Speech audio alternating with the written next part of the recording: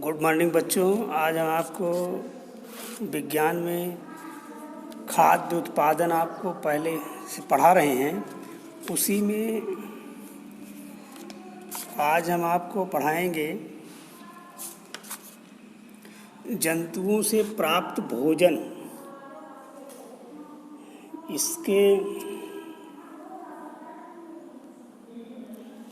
इसके पहले कल तक हमने आपको नाइट्रोजन चक्र तक हमने आपको पढ़ाया था। आज हम आपको पढ़ाएंगे जंतुओं से प्राप्त भोजन। जो भोजन जंतुओं द्वारा प्राप्त होते हैं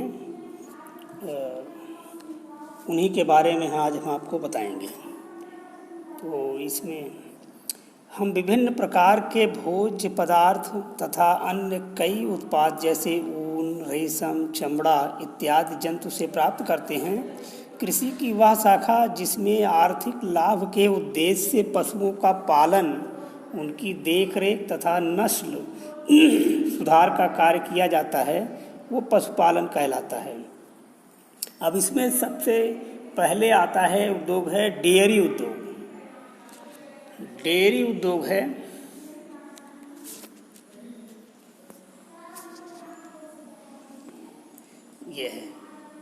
डेयरी उद्योग है। डेयरी या दुग्धशाला वह स्थान है जहां दूध और दुग्ध उत्पाद बेचे जाते हैं। दूध देने वाले पशु जैसे गाय, भैंस और बकरी दुधारू पशु हैं, ये कहलाते हैं। दुधारू पशुओं को ऐसा चारा दिया जाना चाहिए जिसमें प्रोटीन की प्रचुर मात्रा हो। मवेशी द्वारा दिए जाने वाले दूध की मात्रा उसके भोजन पर निर्भर करती है। भारत में सिंधी, रेड, सुरती जैसी कई महत्वपूर्ण उन्नत नस्ल मवेशी हैं। इंडियन डेयरी कॉरपोरेशन तथा नेशनल डेयरी डेवलपमेंट कॉरपोरेशन ने पशुओं की नस्ल को सुधारने तथा उनकी उत्पादकता को बढ़ाने के लिए कई प्रभावशाली नस्ल सुधार कार्यक्रम किए हैं। इसके बाद आपका है भेड़ बकरी पालन। डेयरी के बाद भेड़ बकरी पालन है। बकरियों को दूध, मांस, ऊन तथा चमड़े के लिए पाला जाता है। उनके अपशिष्टों को खाद्य रूप में प्रयोग किया जाता है। बकरियों को घास, नवीन प्ररोह तथा पेड़ पौधों की कोमल टहनियाँ और पत्तियाँ खिलाई जाती हैं। बकरियों में विकट मौसमी परिस्थितियों को सहन करने की क्षमता होती है, अतः इन्हें गरीबों की गाय कहा जाता है। भेड़ पालन हिमालय क्षेत्र के लोगों का एक प्रमुख व्यवसाय है। भेड़ों को ऊन, चमड़े तथा मांस के लिए पाला जाता है। इसके बाद कुक्कुट उद्योग। उपयोगी पक्षियों के समूह जैसे मुर्गा, बत्तख, तीतर आदि जो मांस और अंडे देते हैं को पालने को कुक्कुट उद्योग या पोल्ट्री फार्मिंग कहते हैं। कुक्कुटों को भोजन के तौर पर पिसे हुए अनाज जैसे गेहूँ, मक्का, बाजरा तथा खली दी जाती है। इन्हें भोजन में चूना पत्थर भी दिया जाता है जिससे पाचन में तथा अंडों की परत निर्माण में सहायता मिलती है। कुक्कुटों द्वारा खाए जाने वाले भोजन की मात्रा उनकी नस्ल पर निर्भर करती है। उन्नत नस्ल के कुक्कुटों देसी कुक्कुटों की तुलना में अधिक खाता है। अंडे देने वाले कुक्कुटों को अधिक पानी की ज़रूरत होती है। यदि उन्हें पर्याप्त पानी मिलता है तो वे अधिक अंडे देती हैं। जब मुर्गी 6 महीने की हो जाती है तो अंडा देना शुरू कर देती है। अंडे देने वाले मुर्गी को ब्रूडी हैन कहते हैं।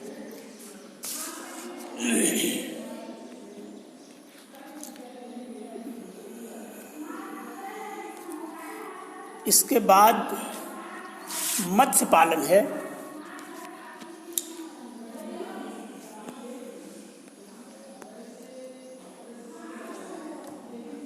मछली पालने की क्रिया को मत्स्य पालन कहते हैं।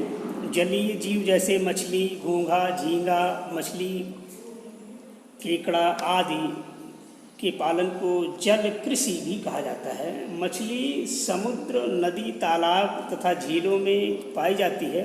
समुद्र में पाई जाने वाली मछली को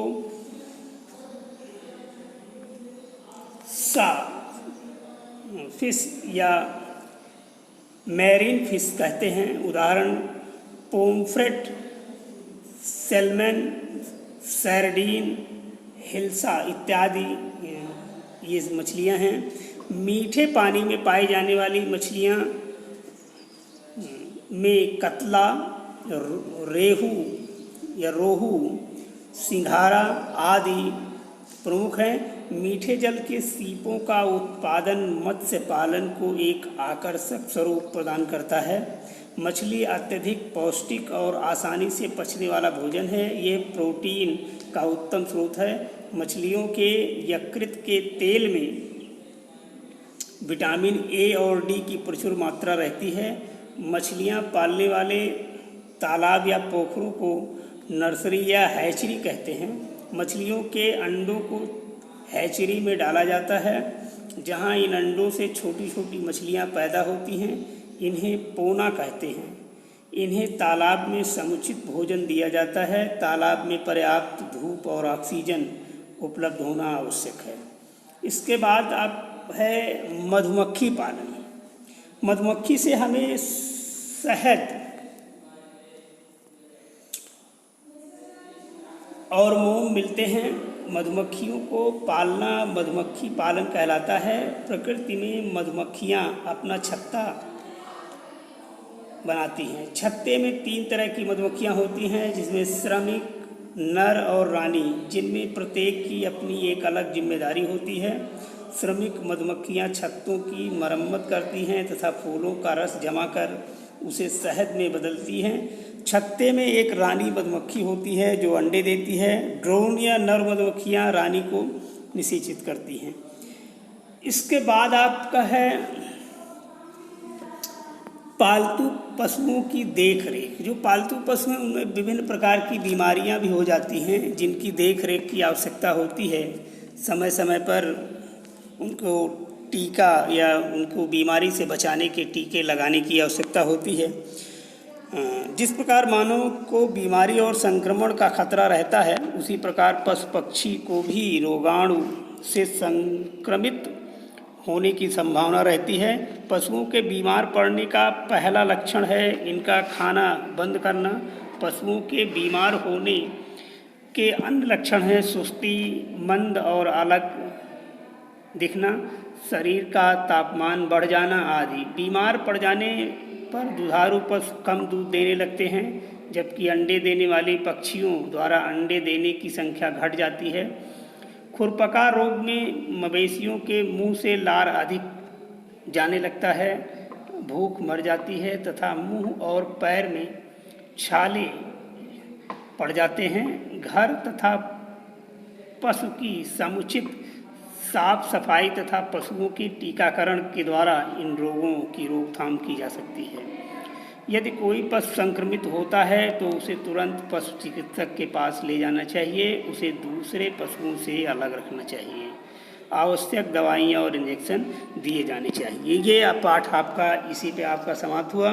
कल हम आपको इस पाठ के जो प्रश्न हैं वो आपके पास भेजेंगे और आप उसे अपनी कॉपी में लिखिए, नोट बना लीजिए।